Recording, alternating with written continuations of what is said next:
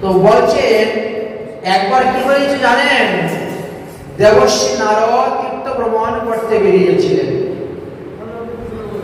তো তিনি যখন তীর্থ ভ্রমণ করতে বেরিয়েছেন, তো ভারতবর্ষের বহু তীর্থ ভ্রমণ করেছেন, কাশী, কাঞ্চি, গোদাবরী, প্রয়াগ, এলাহাবাদ থেকে আরম্ভ করে হরিদ্বার, শ্রীরঙ্গক্ষেত্র, সেতুবন্ধন, কন্যাকুমারী, ওদিকেও গিয়েছেন, এদিকে অযোধ্যা, গয়া, কাশী সমস্ত ভ্রমণ করেছেন।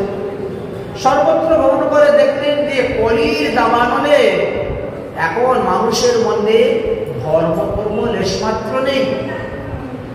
মানুষ সব পাপাচারী হয়ে যাচ্ছে, মানুষ সব অলস মন্দবুদ্ধি হয়ে যাচ্ছে। তখন দেবর্ষি নারদ মনে মনে চিন্তা করলেন, একটু চেষ্টা করে দেখি তো মানুষকে একটু হরিনাম কীর্তন করাতে পারি কিনা, রাধে রাধে, হরিনাম কীর্তন করাতে পারি কিনা। দেবর্ষি নারদ বহুজনকে অনুনয় বিনয় করে বললেন, ওরে ভাই তোমরা হরিনাম করো সার, কারণ এই হরিনামটাই তো সঙ্গে যাবে, আর যত কিছু আছে না সব একানি করে থাকবে, একমাত্র আমাদের সঙ্গে যাবে হরিনাম। অনেক চেষ্টা করলেন কিন্তু তথাপিও মানুষকে হরিনাম জপ করাতে পারছেন না, হরিনাম জপ করাতে পারছেন না। তখন মনে মনে চিন্তা করলেন, কৃষ্ণ বিনো ধর্ম কেহ নাহি পারে স্থাপিতে, অবশ্যই আনিব কৃষ্ণ এই কলিযুগে। নিজে অনেক চেষ্টা করার পরও যখন তিনি পারলেন না, তখন তিনি মনে মনে চিন্তা করলেন যে তাহলে আমি ভগবান শ্রীকৃষ্ণকে এনে অবতীর্ণ করাইব, তাহলে ভগবত কৃপায় যদি তারা উদ্ধার হয় তবে উদ্ধার হয়। যদি কৃষ্ণ দাসময় হই সর্বদা, কলিতে আনিব তবে প্রভু যদুরায়।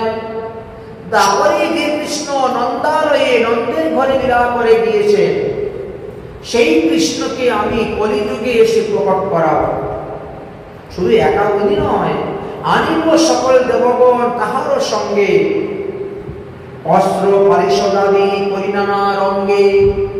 এবং ভগবান শ্রীকৃষ্ণের যত পার্শ্বদ ছিলেন তাদের তো কলিযুগে আমি এসে প্রকট করাবো।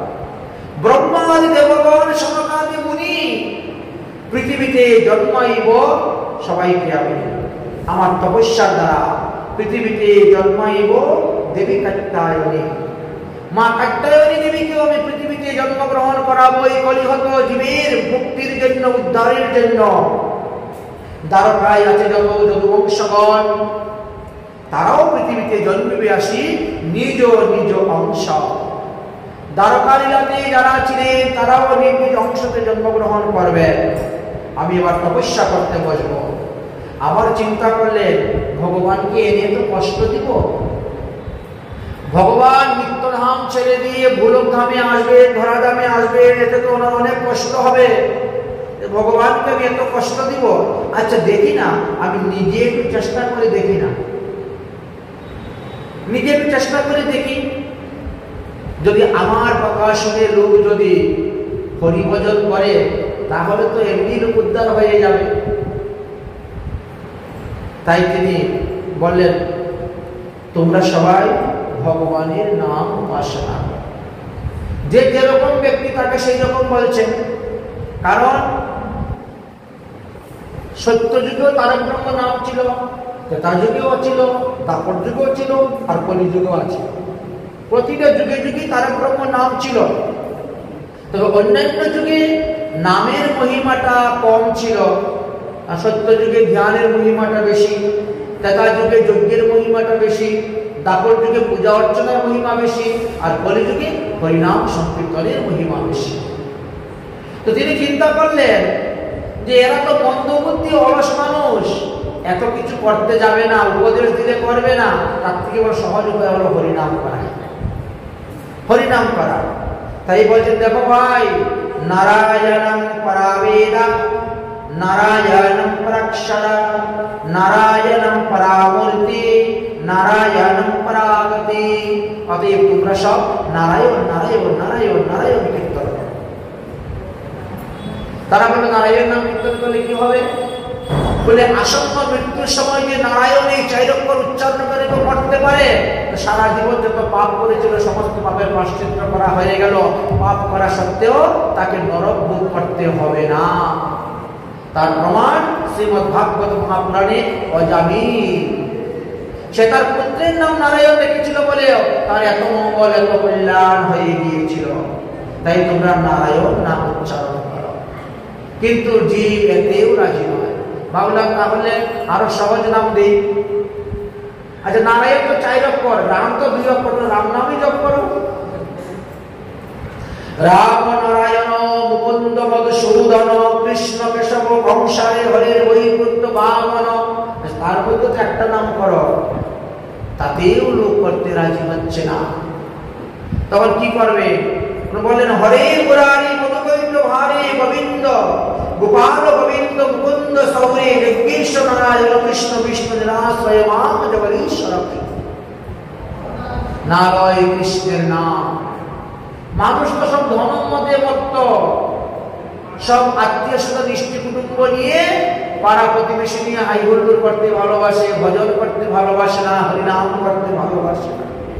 অরে কলিযুগ জীব, তোমরা জানো না এই কলিযুগের তারক ব্রহ্ম নাম বেদে লেখা আছে, ঋগ্বেদে, কলির সন্তরণ উপনিষদে লেখা আছে। তোমরা হরিনাম করো তাহলে উদ্ধার হইবে। হরে রাম রাম রাম হরে হরে, হরে কৃষ্ণ কৃষ্ণ কৃষ্ণ হরে হরে। ওরা বলছে ওরে বাবা বেদ মন্ত্র, ওটা আমাদের দ্বারা হবে না, ও তো ব্রাহ্মণদের কাজ, গোসাইদের কাজ, ওরা করবে। চিন্তা করছেন তাহলে কি করি উপায়? কলির জীব এমনই, তারা হরিনাম পর্যন্ত করতে চায় না, হরিনাম নিতে চায় না, তাহলে তারা উদ্ধার হবে কি করে? তাই তিনি কলিযুগকে বুঝাচ্ছেন, আরে ভাই তোরা কেন বুঝছিস না? ওই কৃষ্ণ নাম কি হিরে মতি, রাম নাম কি হিরে মতি, अरे मैं भी गिरा हूँ गली गली, ले ले ले कोई नाम का चारा, पूरी मचाओ गली गली, पूरी मचाओ गली गली।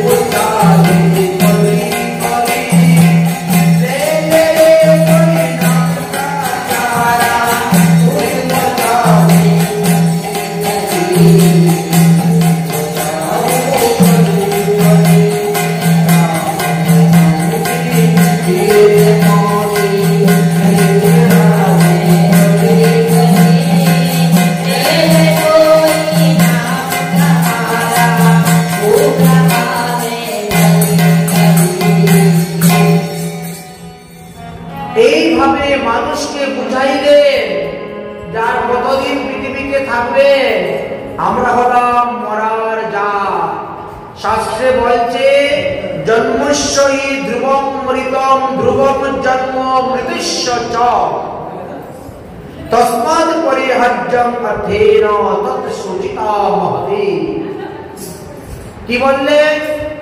বললেন যে জন্মগ্রহণ যখন আমরা করেছি আমাদেরকে মৃত্যুবরণ করতেই হবে, অবশ্যম্ভাবী মৃত্যুবরণ করতে হবে।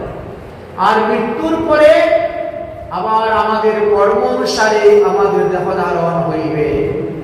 জম জম ব্যাপী স্মরণ তেজান্তে কলেবরম, যে যেই রকম ভাব নিয়েছে তিনাকে সেইভাবেই জন্মগ্রহণ করতে হইবে। তাই আমাদের গাছপালা, পশু পক্ষী, কীট পতঙ্গতে 84 লক্ষ বার জন্ম হয়েছে।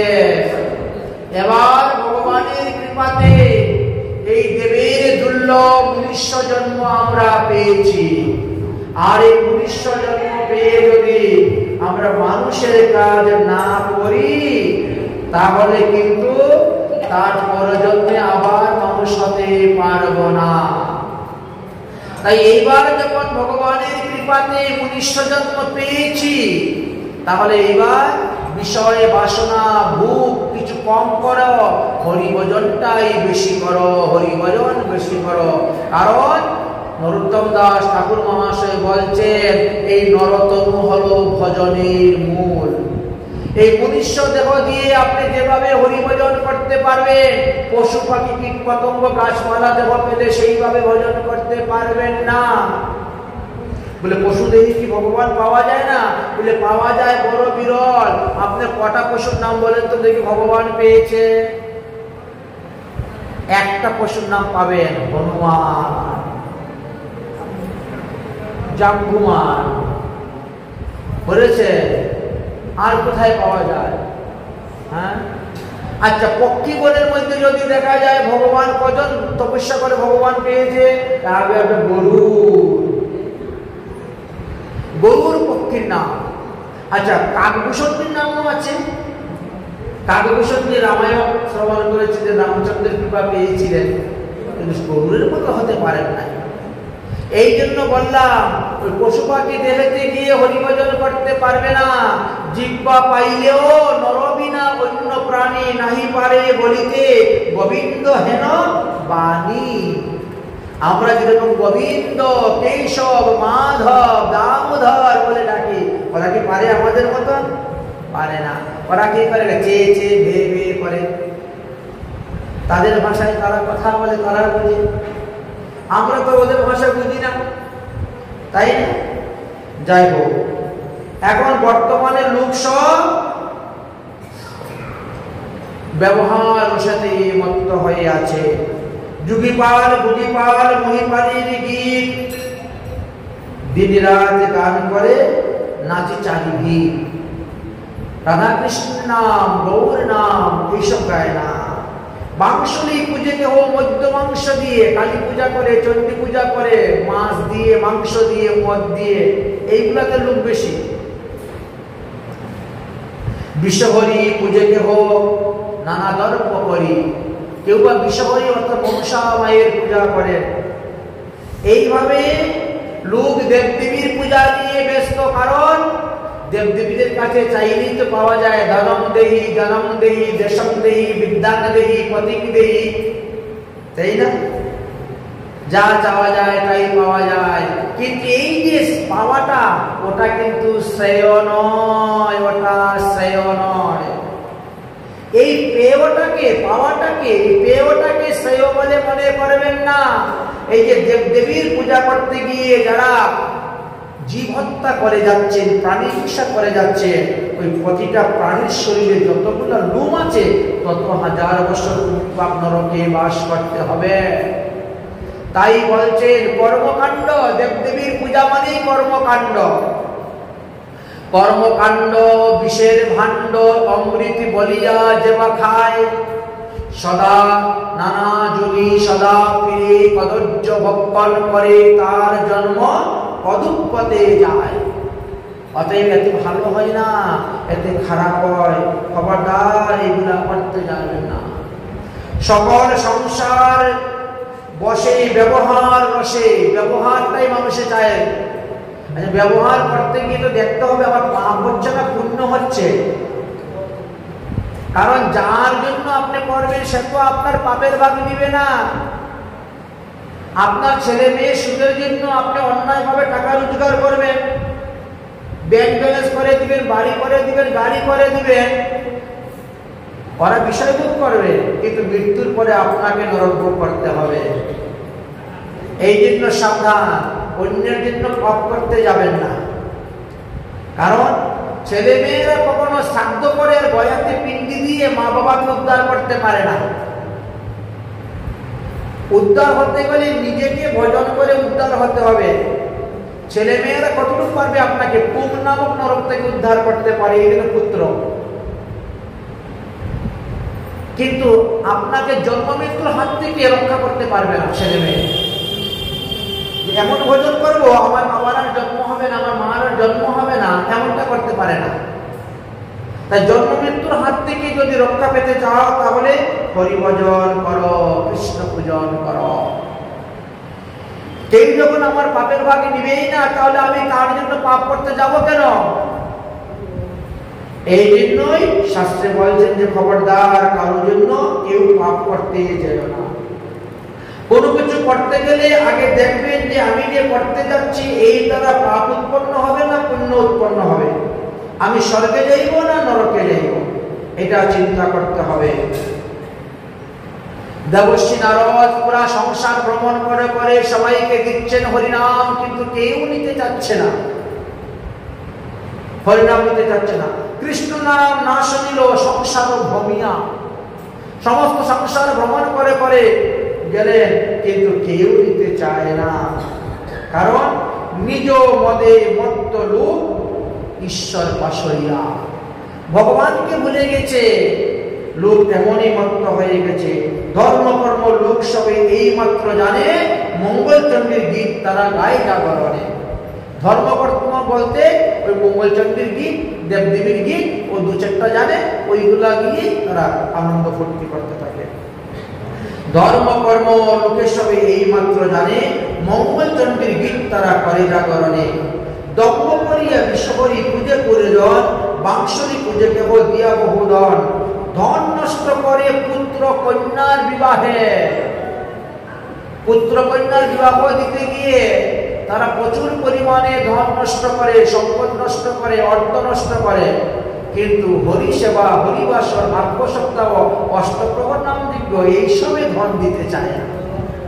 সৎপথে সৎকাজ, একটা মন্দির প্রতিষ্ঠা হবে, একটা বিগ্রহ প্রতিষ্ঠা হবে, নাম দিব্য হবে, ওখানে গেলে 10 টাকা চাঁদা দিতেও 3 বার বিচার করে। আর ছেলে মেয়ের বিবাহতে 10 লক্ষ টাকা উড়িয়ে দিচ্ছে, এতে কোনো দ্বিধাবোধ করেন না। এইভাবে মানুষ ব্যবহার রসেতে মত্ত হয়ে আছে। যারা ভট্টাচার্য, চক্রবর্তী, মিশ্র, ব্রাহ্মণ, তারা সবে নাহি জানে গ্রন্থের অনুভব। এই যে ভাগবতের যে মহিমা, এটা তারাও বুঝে না। পাঠ করার কথা যজমানদের বাড়ি গিয়ে পাঠ করে চলে আসে, কিন্তু নিজেরাই বুঝে না, নিজেরাই সংস্কার হয় না, নিজেরাই পবিত্র হয় না। তারা গীতা পাঠ করে, ভাগবত পাঠ করে ঘুরে বেড়ায়, কিন্তু তারা না দেয় গলায় তুলসীর মালা, না দেয় কপালে ঊর্ধ্বপুণ্ড তিলক, না খায় ভগবানের প্রসাদ, অথচ পাঠ করে ঘুরে বেড়াচ্ছে, পূজা করে ঘুরে বেড়াচ্ছে। এইভাবে এই কলিযুগের সমস্ত দোষ দর্শন করে করে দেবর্ষি নারদ বড় চিন্তার মধ্যে পড়ে গেলেন। চিন্তার মধ্যে পড়ে গেলেন, আমি কাকে এই নাম দিব, কে বা আছে, এইভাবে তিনি চিন্তা করছেন। হঠাৎ যেতে যেতে গিয়ে দেখেন কি একজন বৃদ্ধ, একটা বৃদ্ধ, তার মধ্যে আবার অন্ধ, এক অন্ধ বৃদ্ধ বারিন্দার মধ্যে বসে আছে। আর ওনার বেশ 4-5টা নাতিপুতি আছে। ওরা কেউ ঘাড়ে উঠে, কেউ কাঁধে উঠে, কেউ কোলে উঠে, কেউ গলায় জড়িয়ে ধরে ওনার সঙ্গে খেলাধুলা করতেছে। উনি তো অন্ধ, চোখে দেখতে পায় না। নাতিপুতিরা ওনাকে নিয়ে খুব ঠাট্টা মজা তামাশা করতেছে। ছোট ছোট নাতিপুতি, যেমন 4 বছর, 5 বছর, 6 বছর, 7 বছর, এরকম। বৌমা এসেছে, বৌমা এসে বলতে, শ্বশুর মশাই বেলা তো হয়ে গেছে, নাও একটু খাওয়া দাওয়া করে নাও। শ্বশুর মশাইকে খেতে দিয়েছেন এক থাল, আর শ্বশুর মশাই খেতে যাচ্ছেন, এখন নাতি একটা থালের মধ্যে প্রস্রাব করে দিয়েছে। ছোট নাতি তো, দাদুর সঙ্গে খেতে খেতে থালির মধ্যে প্রস্রাব করে দিয়েছে। উনি তো দেখতে পাচ্ছেন না, চোখ নেই, অন্ধ মানুষ, উনি তো চপচপ করে খেয়ে যাচ্ছেন, ডাইল খাচ্ছেন না রসা খাচ্ছেন তিনি জানেন। দেবশ্রী নারদ দেখলেন যে এই বেচারা তো বড় দুঃখী, একে তো চোখ নেই, অন্ধ বৃদ্ধ, আর তার মধ্যে নাতিপতিদের এই অশান্তি। আচ্ছা, তাকে একটু গিয়ে বলে দেখি তো একটু হরিনাম গ্রহণ করে কিনা, আমার সঙ্গে বৈকুণ্ঠে যায় কিনা দেখি। কারণ যারা সংসারে লাথি খায় তারা কিন্তু তাড়াতাড়ি সংসার ত্যাগ করতে পারে। সংসারে লাথি না খাইলে কেউ হরিভজনে আসতে চায় না কলিযুগে। হয় কেউ স্বামীর লাথি খাচ্ছে, না কেউ দেবরের লাথি খাচ্ছে, কেউ ছেলের লাথি, কেউ মেয়ের লাথি, কেউ না কারণ থেকে এটা আঘাত। লাথি মানে আঘাত, এমন একটা আঘাত পেল তখন তার বলে সংসার অনিত্য, বাবা আর সংসার করার দরকার নাই, অনেক করেছি, এবার কৃষ্ণের সংসার করবো, হরিভজন করবো। সংসার লাথি না খাইলে তো হয় না, এই বেচারা তো অনেক লাথি খাচ্ছে সংসারে। আচ্ছা, ওকেই গিয়ে দেখি একটু হরিনাম নেওয়াতে পারি। গিয়ে উপস্থিত হয়েছে এই যে সুরদাস, মানে যারা অন্ধ তাদেরকে সুরদাস বলা হয়। এই যে সুরদাস, কি ব্যাপার, আপনি যে খাচ্ছেন, কি খাচ্ছেন বুঝতে পারছেন? বলে কেন, ডাইলটা রসাদানি খাচ্ছি। বলে না, কোনো কিছুই না, আপনার নাতি প্রস্রাব করে দিয়েছে তাহলে। সর্বনাশ। তো এত কষ্ট এত দুঃখ নিয়ে সংসারের মধ্যে পড়ে আছেন কেন? আমার সঙ্গে চলে, আমি আপনাকে সাধু বানিয়ে দিব, আপনি আমার সঙ্গে থেকে হরিনাম করবে, আমার সঙ্গে সঙ্গে আপনি চলেন। এতে কিন্তু আপনার সমস্ত জীবনের পাপ নাশ হবে এবং আপনি সমস্ত পাপ থেকে মুক্ত হয়ে হরিনামে যেতে পারবেন, আর আপনাকে মাতৃগর্ভে এসে জন্মগ্রহণ করতে হবে না। অতএব আসুন, আমি আপনাকে দীক্ষা মন্ত্র দিয়ে আপনার সমস্ত পাপের নাশ করে নতুন জন্ম দিব।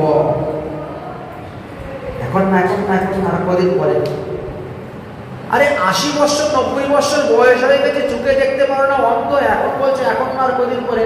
বলে জানেন, এখন যদি আমি আপনার সঙ্গে চলে যাই, আমার বৌমা ঘরের কাজ করতে পারবে না, তো নাতিপুতিটা সবসময় অশান্তি করবে, তো বৌমা ঘরের কাজটা করবে কখন? আমি আছি বলে নাতিপুতিটা আমার সঙ্গে খেলাধুলা করে, বৌমা ঘরের কাজ করতে পারে। এই জন্য বলছি আপনারও কটা দিন পরে আসুন।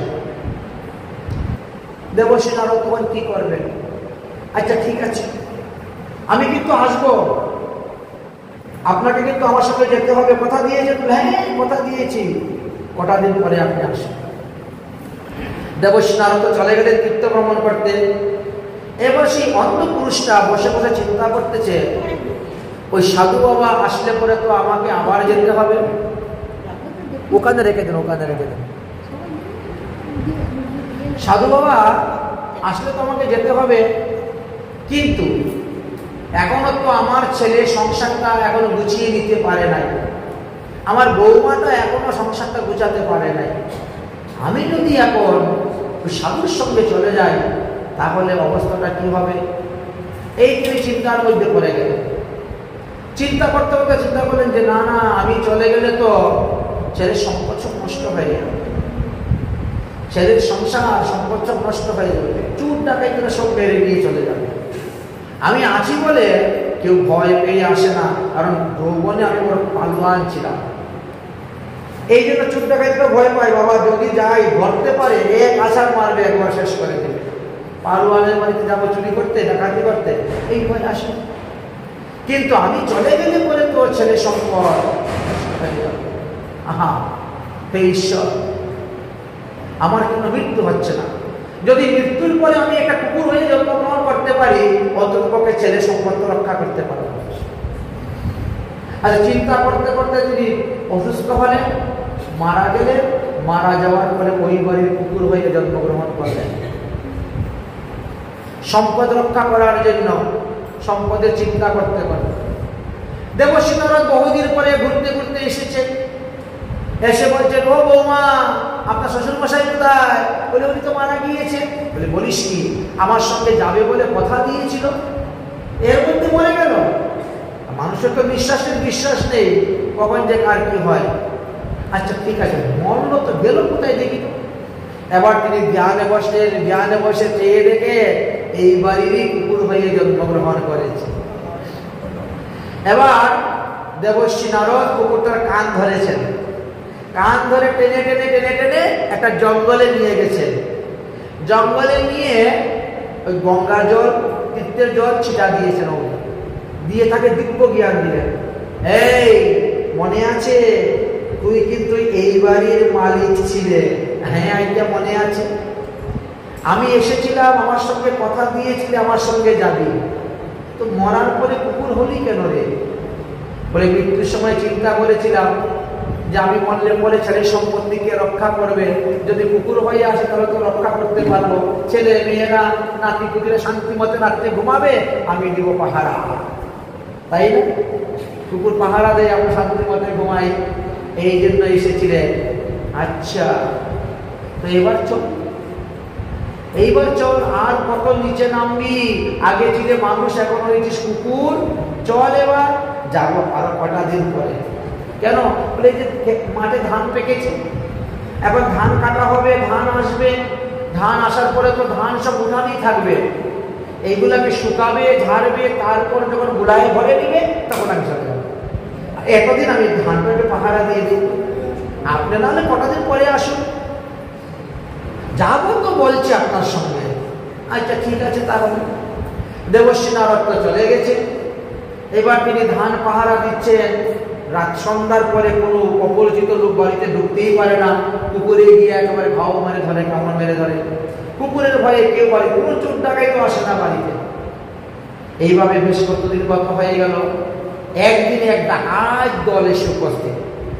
ডাকাতের কাছে তো বন্দুক থাকে, তাদের কাছে বড় বড় অস্ত্র শস্ত্র থাকে, চুরের কাছে কিন্তু এত অস্ত্র থাকে না, কিন্তু ডাকাতের কাছে থাকে অস্ত্র। ডাকাত তো অস্ত্র নিয়ে এসেছে, আর যখন ডাকাত এসে হানা দিয়েছে, কুকুর তখন কামড় দিতে গিয়েছে, দিয়েছে একটা বাড়ি মাথার মধ্যে, কুকুর মারছে। কুকুরের কিন্তু মাথার মধ্যে কেউ আঘাত করলে কুকুর আর বাঁচবে না, মরে যাবে, বাস কুকুর তো মরে গেল। কিন্তু মৃত্যুর পূর্বে তার একটা বাসনা ছিল। সেই বাসনাটা কি?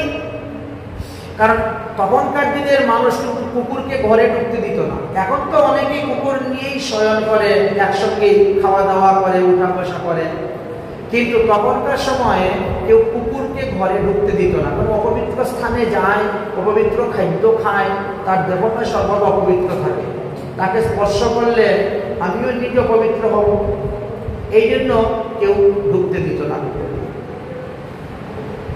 তো সেই কুকুর দেখতেছে বাইরের সম্পদ তো আমি রক্ষা করতে পারতেছি, কিন্তু ভিতরের সম্পদ তো রক্ষা করতে পারতেছি না। আমার বৌমা এত সুন্দর সুন্দর শাড়িগুলা সব ইঁদুরে কেটে দিয়েছে, খাতা কম্বলগুলো ইঁদুরে কেটে দিচ্ছে, ঘরের ভিতরে যে ধান চাউল আছে সেইগুলোও ইঁদুরে খেয়ে দিচ্ছে। হায় ভগবান, যদি আমি কুকুর জন্ম না হয়ে আমার একটা বিড়াল জন্ম হইতো, তাহলে আমি দেখে নিতাম ইঁদুর কেমন করে আমার ছেলে সম্পদ নষ্ট করে, আমার বৌমার সম্পদ নষ্ট করে। বিড়াল যদি হইতাম। সেই বাসনা ছিল তার মনে। আর বাসনা মনে চিন্তা করতে করতে ডাকাত দল আসলো, ডাকাতি করতে গিয়ে তাকে দিল আঘাত, সে মারা গেল। মৃত্যুর পরে সে বিড়াল হয়ে জন্মগ্রহণ করল। দেবর্ষি নারদ তো ঘুরতে ঘুরতে এসেছেন। ও বৌমা, তোমাদের কুকুরটা কই দেখতে পাচ্ছি না। বলেন না বাবা, ওটা তো মারা গিয়েছে। কোথায় গেল? জ্ঞানস্থ হয়ে দেবর্ষি নারদ দেখলেন যে ওই বাড়িরই বিড়াল হয়ে জন্মগ্রহণ করেছে। এটাকে ধরলেন দৌড়িয়ে, বিড়ালটাকে ধরে জঙ্গলে নিয়ে বসে বললেন, এই তোর মনে আছে তুমি ছিলে এই বাড়ির গৃহস্থ, তুমি তোমার বাসনা অনুসারে এই সম্পদ রক্ষা করার জন্য তুমি কুকুর হলে, এবার সম্পদ রক্ষা করার জন্য তুমি বিড়াল হলে, এবার তো চলো আর কত নিচে নামবি রে? মহারাজ আরো কটা দিন পরে আসবে। কেন? বলে এখনো কয়েকটা ইঁদুর রয়ে গেছে, ওইগুলাকে শেষ না করলে এরা তো বংশ বিস্তার করে বাড়িয়ে দিবে, আমার ছেলের সমস্ত সম্পদ নষ্ট করে দিচ্ছি ইঁদুরে, এই কটাকে একটু আমি ঠিক করে নেই, তারপরে যাব। ঠিক আছে। দেবর্ষি নারদ তো চলে গেলেন, কাউকে জোর করে নেওয়া যায় না।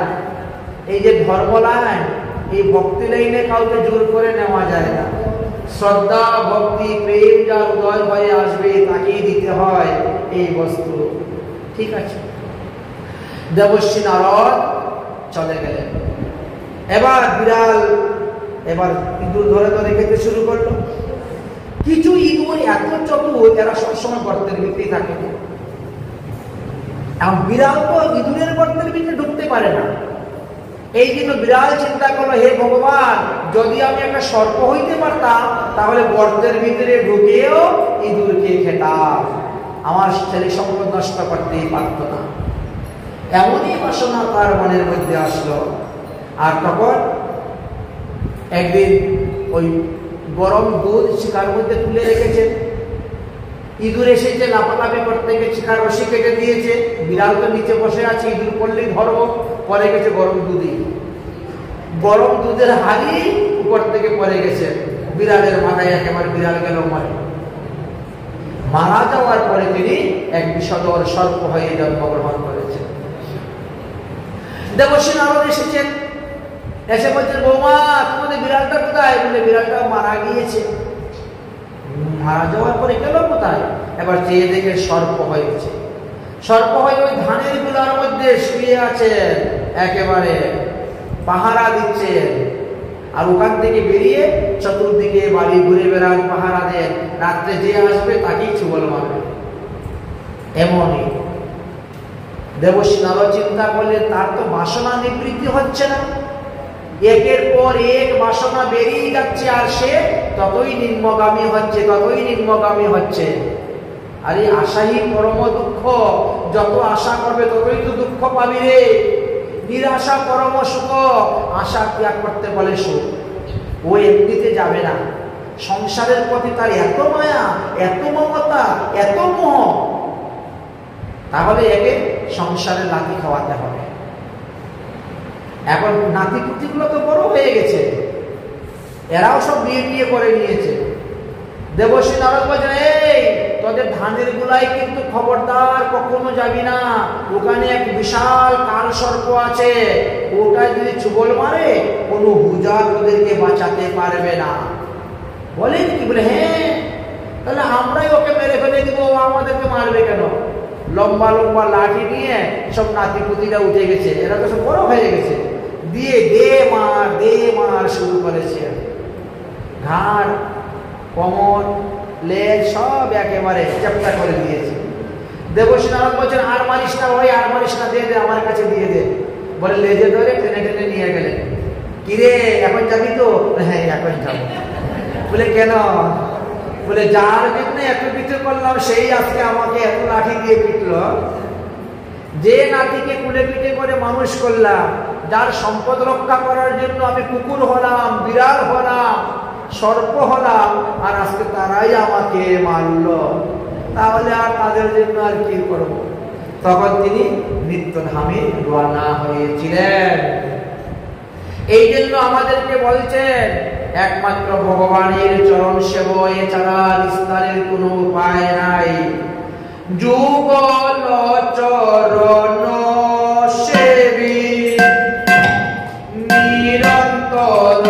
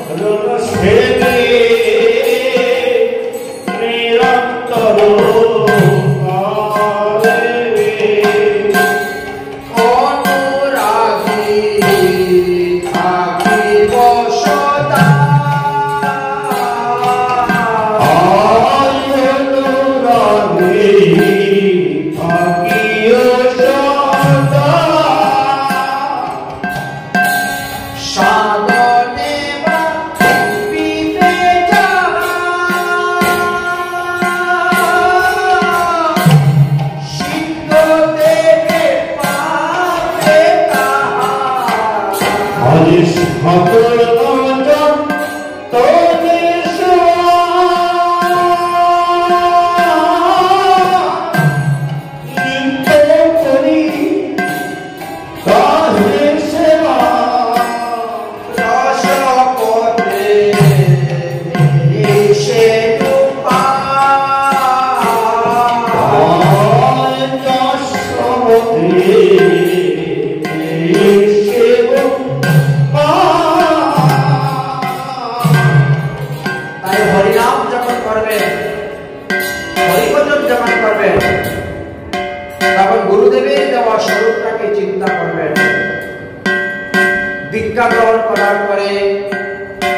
শ্রী গুরুদেব একাদশ ভাবযুক্ত একটি দেহ অর্পণ করেন, সেটাকে বলা হয় মঞ্জুরি স্বরূপ দেহ, সেটাকে বলা হয় সিদ্ধ দেহ। আমাদের গৌড়ীয় বৈষ্ণব পদ্ধতি অনুসারে দীক্ষা গ্রহণের পরে শ্রী গুরুদেব তাকে দুটা দেহ দিয়ে থাকেন, নবদ্বীপে সাধক দেহ আর বৃন্দাবনে সিদ্ধ দেহ। তাই সাধকে ভাবিবে যাহা, সিদ্ধ দেহে পাবে তাহা। হরিভজন করার সময়, সাধন করার সময় সেই দিকে চিন্তা করে করে তোমাকে ভজন করতে হবে। তাহলে মৃত্যুর পর এই দেহ থেকে যখন প্রাণ পাখি বেরিয়ে যাবে, তখন ওই সিদ্ধ দেহের মধ্যে তোমার প্রবেশ করবে, আর অনায়াসে তুমি গোবিন্দকে সেই সিদ্ধ দেহে ভজন করতে পারবে। রাধিকার চরণে রেণু ভূষণ করিয়া তনু, রাধিকার চরণে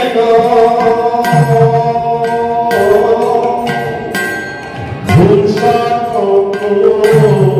করিয়া তনু। মহাপ্রভু রাধাকুণ্ড শ্যামকুণ্ড পরিবার পূর্বে গুটিচন্দনের মহিমা ছিল, কিন্তু যখন মহাপ্রভু রাধাকুণ্ড শ্যামকুণ্ড প্রকট করলেন, সেই থেকে রাধাকুণ্ডের রজের মহিমা বেড়ে গেল। রাধাকুণ্ডের রস দিয়ে যদি কেউ তিলক করে, তাহলে অতি তাড়াতাড়ি সে গোবিন্দকে লাভ করতে পারে। রাধিকার চরণ রেণু ভূষণ করিলে তনু, রাধিকার চরণে ভূষণ করিয়া তনু। অনায়াসে পাবে গিরিধারী, অনায়াসে পাবে গিরিধারী, অনায়াসে পাবে গিরিধারী। রাধিকার চরণাশ্রয় করে যে মহাশয়, রাধিকার চরণ আশ্রয় করে যে মহাশয়। তারে মোহে যাই বলিহারি, আরে তারে মোরে যাই বলি হারি, তারে মোর যাই বলিয়া কৃষ্ণ নাম গানে গাই, রাধিকার চরণ পাই। কৃষ্ণের মহিমা গায়, আয় রাধিকার চরণ রাধা গুণে পাই কৃষ্ণচন্দ্র, রাধা গুণে পায় কৃষ্ণ চন্দ্র, রাধা গুণে পায় কৃষ্ণ চন্দ্র। সাধনে ঘন চাই, সিদ্ধ দেবে তাহা পাই। সাধনে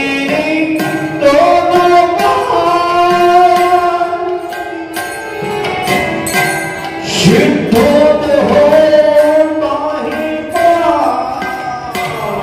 পক্কা পক্ষ মাত্র সে বিচার,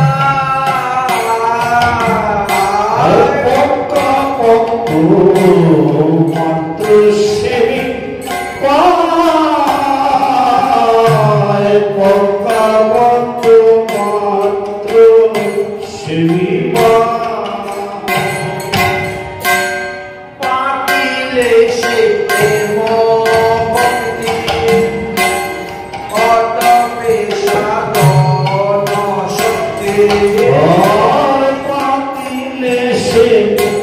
মুক্তি অলিঙ্গে জাগরণ মনে ভক্তি লক্ষ্য এই তত্ত্ব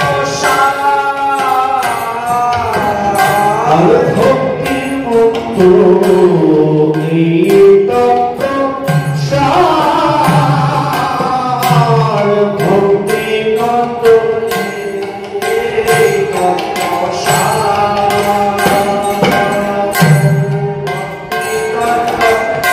এই তত্ত্ব তাই হরি ভক্তি সার হলো কি?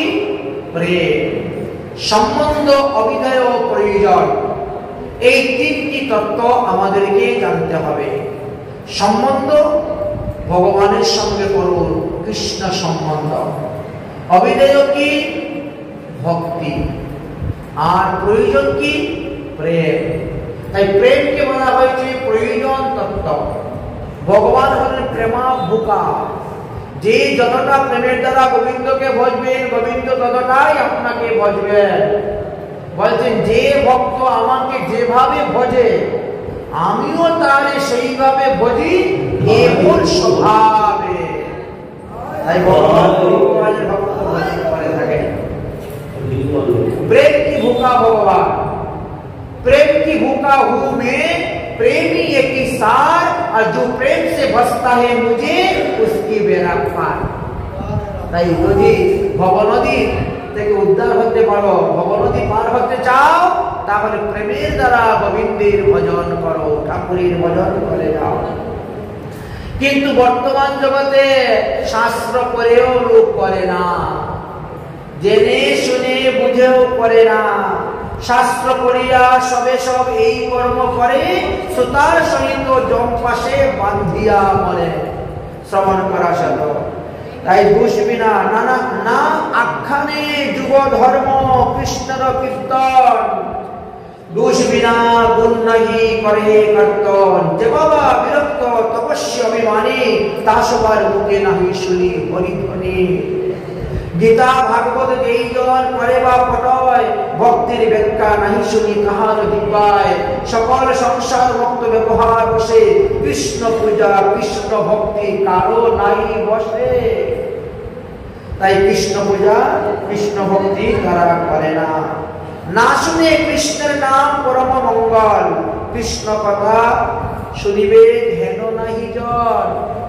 কৃষ্ণ কথা শুনবে এমন লোকের বড় বিরল। তাই কৃষ্ণ কথাই আমাদের শ্রবণ করতে হবে, গৌর কথা আমাদের শ্রবণ করতে হবে। মহাপ্রভু এই লীলাতে তিনি আসলেন প্রেম পুরুষোত্তম রূপে। তিনি রাধা প্রেম ব্রজ প্রেম আমাদেরকে দান করলেন, হরিনাম মহামন্ত্র আমাদেরকে দান করলেন। মহাপ্রভু যখন আসলেন তখন দেবী কাত্যায়নী কেন আসলেন? বলে তার আসার পিছনে একটি কারণ ছিল। কারণটা কি ছিল? কাত্যায়নীর প্রতিজ্ঞা করিল যে এই মতে মহেশ সংবাদ তাহা মহাপ্রসাদ নির্মিতে।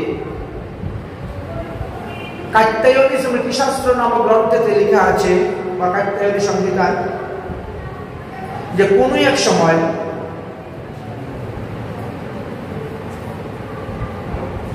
মহাদেব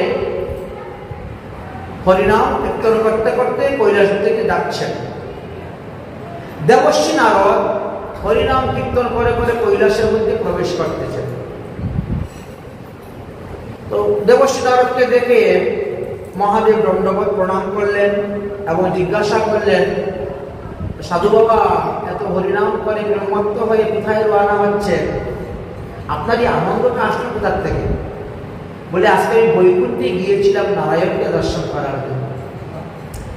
গিয়ে দেখি নারায়ণ বসে সেবা গ্রহণ করতেছেন, মা লক্ষ্মী ঠাকুরানী পরিবেশন করতেছেন। তো আমি এক পাশে বসলাম। প্রভু প্রসাদ গ্রহণ করার পরে এবার আমি একটু হাত পাতলাম, আমার হাতে একটু অদারামৃত দিয়ে। যখন আমি ভগবানের অদারামৃত পেলাম, তখন যে আমার হৃদয়ের মধ্যে কি একটা আনন্দ হলো, সেই আনন্দে হাসি কান্দি নিচে গায়ে প্রেমত্ত হইয়া সেই আনন্দে নৃত্য করতে করতে করতে করতে আমি যে কখন কৈলাসে এসে পৌঁছে গেছি তাও আমি জানি না। মহাদেব বলছেন তাহলে আমাকে একটু প্রসাদ দেও না। আরে প্রসাদ আমি কোথায় পাবো দেবী, আমি কি এর প্রসাদ সঙ্গে করে নিয়ে এসেছি? আচ্ছা দেখো না আছে কিনা। তখন থেকে ওই হাতের নৌকের মধ্যে একটু প্রসাদ লেগে আছে। প্রসাদ পেতে গিয়ে হাতের নৌকের মধ্যে একটু প্রসাদ লেগে আছে, ওখান থেকে বের করে দিয়ে নাও প্রসাদ। আচ্ছা মহাদেব যখন সেই প্রসাদ পেলেন, কিনারো হৃদয়ে প্রেমের উদয় হয়ে গেল। কারণ ভগবানের প্রসাদ পাওয়ার মহিমা কি জানেন? 1000টা ব্রত করলে মানুষ যে পুণ্য ফল লাভ করে, একবার প্রসাদ খালে যেই ফল পাওয়া যায়। এই যে মঠ মন্দিরে আপনারা যান বা কোথায় সাধু সভা বৈষ্ণব সভা হয়, সেখানে গিয়ে যে প্রসাদ গ্রহণ করেন, বলে একবার যদি কেউ ভগবানের প্রসাদ গ্রহণ করে 1000 ব্রতের ফল সে লাভ করতে পারে। এতটুকু শক্তি ভগবানের প্রসাদে। তো মহাদেব যখন প্রসাদ পেলে তখন তিনিও আনন্দে নৃত্য করতে শুরু করেছেন। পার্বতী বলছে ব্যাপারটা কি? হ্যাঁ, দুজনে মিলে এত নাচানাচি কুলাকুলি গোড়াগড়ি হচ্ছে, তোমাদের মধ্যে এত আনন্দটা আসলো কোথার থেকে? আসলে কি জানেন, হরিভজনে যে আনন্দ না, এই আনন্দ সংসারে কিন্তু নেই। সংসারে আনন্দ তো অল্প সময়, অনেক সময়ের জন্য।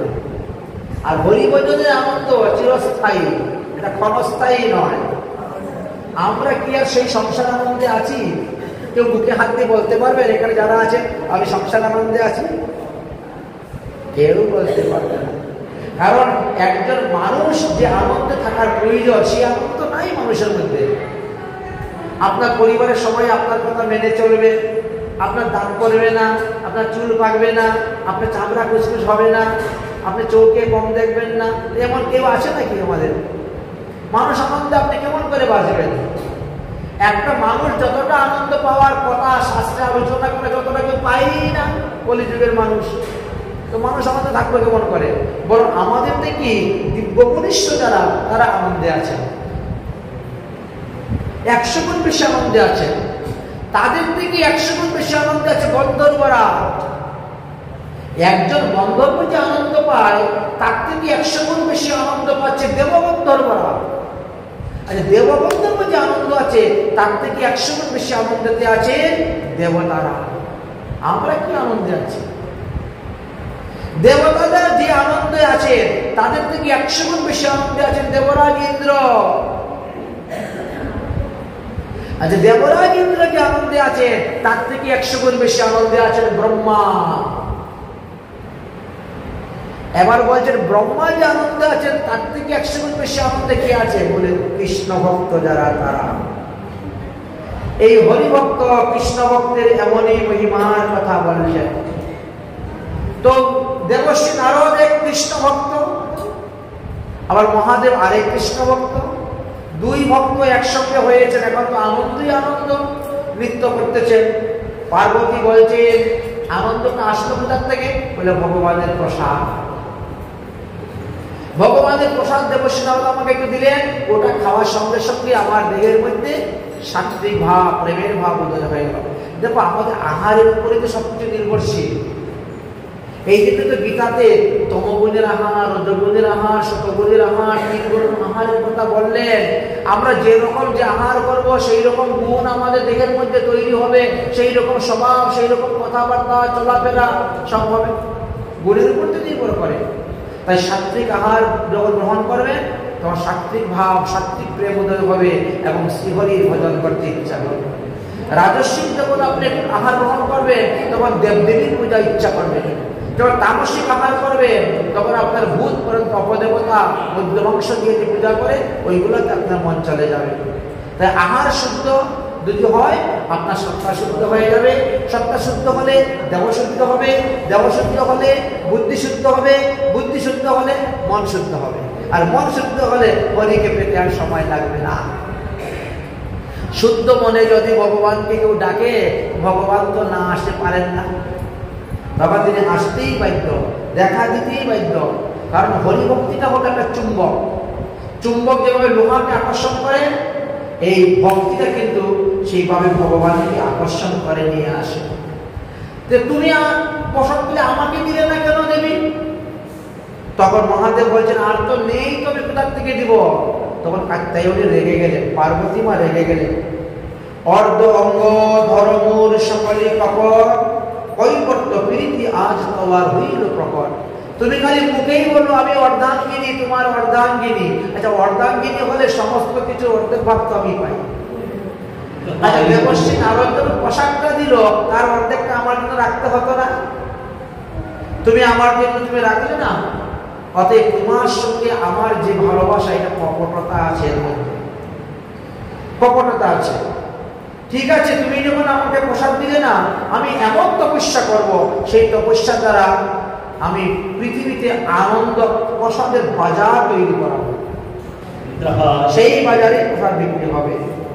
এই প্রসাদ মুই দিব জগতের, মূল প্রতিজ্ঞায় খাইবে শ্রীগাল ও কুকুরে। মানুষ তো পাবে পাবে, শ্রীগাল কুকুররাও ভগবানের প্রসাদ পেয়ে ধন্য হবে। তাই জগন্নাথ মন্দিরের পাশে দেখবেন ওখানে বিমলা দেবীর মন্দির আছে। উনি কিন্তু মা কাত্যায়নী, উনি হলেন দেবী পার্বতী। জগন্নাথের ভোগ লাগার পরে ওখানেও কিন্তু ভোগ লাগে। তারপরে এটা আনন্দ বাজারে গিয়ে বিক্রি হয় জগন্নাথের, আর সেখানে সবাই প্রসাদ গ্রহণ করেন। তাহলে ভগবান শ্রীকৃষ্ণ অন্তর্ধান হয়ে নিত্যধামে চলে যাওয়ার পর কলিযুগের আরম্ভ। অর্থাৎ ভগবান শ্রীকৃষ্ণ অন্তর্ধান হয়েছিলেন মাঘ মাসের পূর্ণিমাতে। মাঘী পূর্ণিমাতে অন্তর্ধান হলেন, আর তখন থেকে কলিযুগের আরম্ভ হয়ে গেল। কলিযুগের আরম্ভ হয়ে বহু বৎসর গত হয়ে গেল, প্রায় 5000 বৎসরের কাছাকাছি আমাদের। তখন কিন্তু ক্ষুদ্র ক্ষুদ্র রাজ্য, ছোট ছোট রাজত্ব শুরু হয়ে গেল। অনেক পাপী লোকের উৎপন্ন হলো এবং খুব পাপ অত্যাচার শুরু হয়ে গেল। পৃথিবী দেবী এই পাপীদের পাপের ভার বোঝা সহ্য করতে না পারায় তিনি তখন গাভী রূপ ধারণ করে ভগবানের কাছে গেলেন। গিয়ে ভগবানের কাছে বললেন যে এইভাবে এত এত পাপীরা বৃদ্ধি হয়েছে, অতএব আপনি কি অবতীর্ণ হয়ে কলির প্রথম সপ্তাহে অবতীর্ণ হয়ে এই পাপীদেরকে বিনাশ করুন। ভগবান শ্রীকৃষ্ণ তখন দেবশ্রী নারদকে বললেন, নারদ মুনিবর, তুমি একটা সভার আয়োজন করো, দেবসভা। দেবসভার আয়োজন করো, এখানে আমরা আলোচনা করব। ঠিক আছে। ঘোষণা করব শিব ব্রহ্মা আদি লোকে, গৌর অবতার হইব আমি কলি যুগে। এবার সবাই মিলে একটা দেবসভা হলো। ভগবান শ্রীকৃষ্ণ বললেন যে কলিযুগে আমি গৌরাঙ্গ মহাপ্রভু রূপে অবতীর্ণ হইব, অতএব আমরা একটা দেবসভা করব। হরিনাম সংকীর্তন প্রকাশ করিব, নিজ ভক্তি প্রেমরস সুখ প্রকারিব। তাই নিজের ভক্তি আমি প্রচার করার জন্য অবতীর্ণ হইব। যাও যাও দেবশ্রী নারদ, সবাইকে নিমন্ত্রণ দাও। দেবশ্রী নারদ 14 ভুবনের সবাইকে নিমন্ত্রণ দিলেন। নিমন্ত্রণ পেয়ে দেবসভায় সবাই গিয়ে উপস্থিত হলেন। ভগবান শ্রীকৃষ্ণকে দণ্ডবত প্রণাম করলেন। ভগবান শ্রীকৃষ্ণ বললেন, আমি তো গৌর রূপে পৃথিবীতে গিয়ে অবতীর্ণ হইব, অর্থাৎ তোমরাও আমার লীলার সহায়তার জন্য পৃথিবীতে গিয়ে অবতীর্ণ হও। আচ্ছা এখন বলো তো কে কে অবতীর্ণ হইবে? সবার আগে মহাদেব হাত তুলে দিয়েছে, আমি যাব আপনার লীলা সহায়ের জন্য। হেনকালে মহাপ্রভু আজ্ঞা যোগে দিলা, নিজ অংশ সবে জন্মিতে লাগিলা। মহেশ ঠাকুর সর্ব আগে আগুয়ান, ব্রাহ্মণ কুলেতে জন্ম কমলাক্ষ নাম। তাহলে মহাদেব সবার আগে আসলেন এবং তিনি ব্রাহ্মণ কুলে জন্মগ্রহণ করলেন। নাম ছিল তার বাল্যকালে কমলাক্ষ, পরে তিনার নাম হলো অদ্বৈত আচার্য। আচ্ছা, পৃথিবীতে পরিয়া শুনিয়া গুণ আচার্য পদবী হইল, অদ্বৈত আচার্য বলিয়া সকলে ডাকিল। এবারে কি হলো? তারপরে আসলেন কাত্যায়নী। কাত্যায়নী জন্ম লীলার মহামতি, সতীনাম ধরে বিপ্র কুলে সতী। তাহলে অদ্বৈত প্রভুর স্ত্রী হলেন সীতা দেবী, তিনি কিন্তু স্বয়ং পার্বতী দেবী, কাত্যায়নী দেবী তিনি আসলেন। অদ্বৈতের সঙ্গে তাহার বিবাহ হইল, দুহার মিলন ভক্তি প্রেমরস প্রকাশিলা। তারপরে আসলেন নিত্যানন্দ প্রভু। পদ্মাবতীর উদরে জন্মিল বলরাম, পিতা আড়াই ভুজা পরমানন্দ নাম। পরমানন্দ ভুজার পুত্ররূপে নিত্যানন্দ প্রভু আসলেন। যিনি বলরাম ছিলেন তিনি এসে জন্মগ্রহণ করলেন। এবার আসলেন শ্রীমতী রাধারানী, তিনি গদাধর পণ্ডিত রূপে আসলেন। আচ্ছা, নারদ মুনি আসলেন শ্রীবাস পণ্ডিত রূপে। ব্রহ্মা আসলেন জগন হরিদাস রূপে। রূপমঞ্জুরি আসলেন রূপ গোস্বামী রূপে। মঞ্জুলাদি গোস্বামী আসলেন লোকনাথ গোস্বামী রূপে। শ্রী রসমঞ্জুরি আসলেন রঘুনাথ ভট্ট গোস্বামী রূপে। শ্রী রতিমঞ্জুরি আসলেন রঘুনাথ দাস গোস্বামী রূপে। শ্রী গুণমঞ্জুরি আসলেন গোপাল ভট্ট গোস্বামী রূপে। শ্রী বিলাস মঞ্জুরি আসলেন জীব গোস্বামী রূপে। শ্রী লবঙ্গ মঞ্জুরি আসলেন সনাতন গোস্বামী রূপে। শ্রী কস্তুরী মঞ্জুরি আসলেন কৃষ্ণদাস কবিরাজ গোস্বামী রূপে। আর ব্যাসদেব স্বয়ং বৃন্দাবন দাস ঠাকুর রূপে এসেছিলেন, যিনি এই গ্রন্থের রচয়িতা। বিশ্বভানু মহারাজ তিনি আসলেন কুণ্ডলিক বিদ্যানিধি রূপে। ব্রজের প্রেমমঞ্জুরি যিনি তিনি আসলেন ভূগর্ভ গোস্বামী রূপে। ভিঙ্গ এবং ভিঙ্গার শ্রীকৃষ্ণের স্বভাব সেবক তারা আসলো কাশীশ্বর পণ্ডিত আর গোবিন্দ নামে নিয়ে। ব্রজের যজ্ঞপত্নী যারা ছিলেন তারা জগদীশের হিরণ্য জগদীশ এর আসলেন। ব্রজের তুঙ্গবিদ্যার সঙ্গে আসলেন বক্রেশ্বর পণ্ডিত রূপে। ব্রজের দ্বাদশ গোপালের মধ্যে সুবল সখা যিনি ছিলেন তিনি আসলেন গৌরীদাস পণ্ডিত রূপে। শ্রীদাম সখা আসলেন অবিরাম রূপে। বসুদাম আসলেন ধরন্দ্র পণ্ডিত রূপে। মহাবল আসলেন কমলাক্ষ পিপিলা রূপে। ব্রজের সুবাহু আসলেন উদ্ধারণ দত্ত রূপে। মহাবাহু আসলেন মহেশ রূপে। এইভাবে ব্রজের যত ছিলেন সবাই আসলেন। রামলীলা কৃষ্ণলীলার যত অবতার তারা সবাই আসে পৃথিবীতে বিভিন্ন স্থানে অবতীর্ণ হলে। এরা কিন্তু মহাপ্রভু আসার আগে অনেকে চলে এসেছে, কিন্তু নবদ্বীপে আসিয়া হলো সবার মিলন। যে যেখানেই জন্মগ্রহণ করুক না কেন নবদ্বীপে এসে মিলন হবে। আচ্ছা, নবদ্বীপ মানে 9টা দ্বীপের সমষ্টিকেই নবদ্বীপ বলা হয়।